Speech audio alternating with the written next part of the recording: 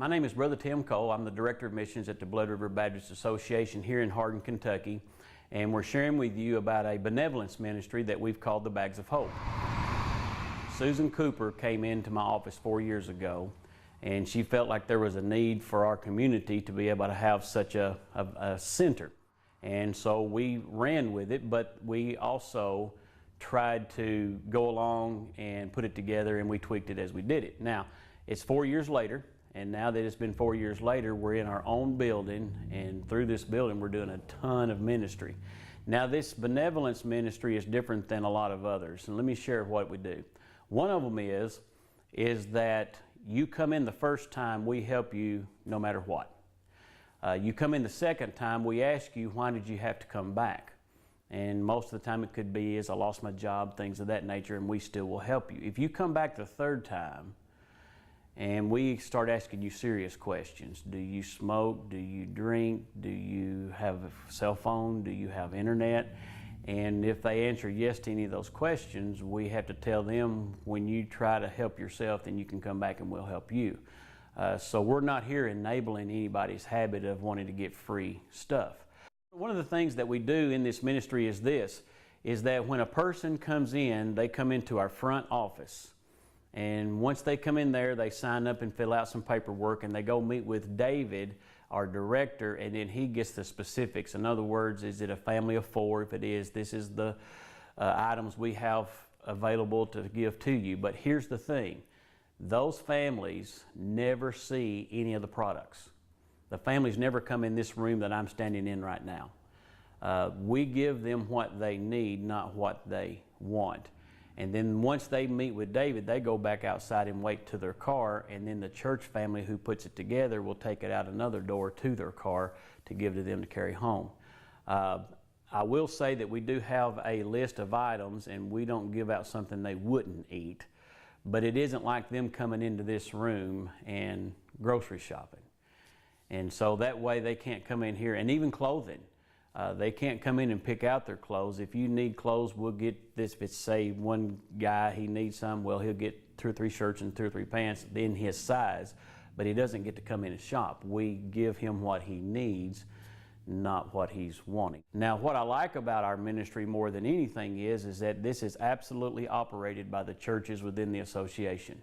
Every month, a different church mans this operation. We're open on Mondays and Thursdays. And we have a gentleman by the name of David Hamlin, who is our director, who is here on both of those days helping those churches. Now, also, our churches have a list sent to them once every 3 months to collect a hygiene product and a canned good. And what they do with those is they send them in to us, and when they do, we place them on the shelves.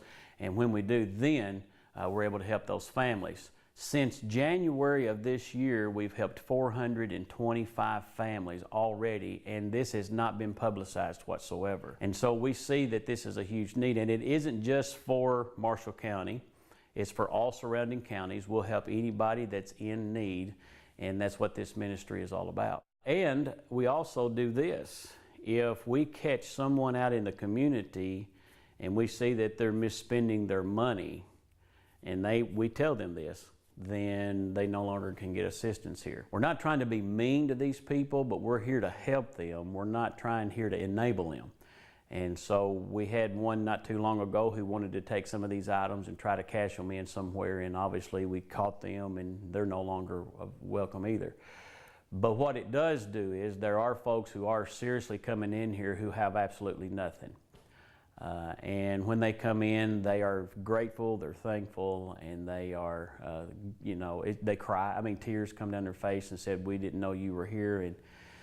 And so it's a huge ministry. And the way we use it is from the Scripture. And the Scripture where it says, when I was hungry, you gave me something to eat. When I was thirsty, you drink. When I was naked, you clothed me. And we said, well, when did we do this to you, Jesus? And he says, when you do it to the least of these, my brethren, you've done it unto me. So we know it is a needed ministry because Jesus tells us to go out and do that. Plus, it falls along with the Great Commission and being an Acts 1:8 ministry as well. So we're excited because all of our churches have got on board and they're all plugged in, and that was huge to unify the association together with the 45 churches that we have. This ministry is doable, and now don't get me wrong, we had to tweak it as we went along and learned as we went along. But what I like about it the most is that it has allowed our churches to absolutely 100% work together. But the ministry that we're working together with is actually meeting the needs of those people in our community. Now let me tell you this. Since we've started this ministry, we have had 5 salvations, and we have plugged at least, I think the last count that I heard was we had like 15 families that we had plugged into churches who were unchurched. What else we do seminars. So the seminars are different ones, like we do how to fill out a application. We talk about, in another seminar, how to do an interview. We even talk about how to dress for an interview. We were going to do money management seminars because we want to let them know that probably they can already help themselves if they learned how to manage their own money. We're not saying that people can't have, dish satellite. We're just saying don't buy the 300 channel package when you can just get the basic one and you can save yourself some money. A lot of times we do this benevolence. We've even graduated it to helping out with electric bills and gas bills and rent and those things like that. But a lot of times they'll come in here and we're able to help them with groceries and hygiene products. The money they save on that helps them on their electric. So I mean, it all just, if we could get some of those people to interview, it would blow your mind how that this ministry has kept them from being in an absolute poverty level, and they've because of us, we've helped them, graduate into that level. But the main thing more is that it has brought our association so close together that you just have to see it to believe it. Last Monday, we're open only for 2 hours on that Monday, and we had so many people coming in here that the church people who was helping never got to sit down whatsoever. It was just a constant in and out thing, and it was pretty neat to watch that.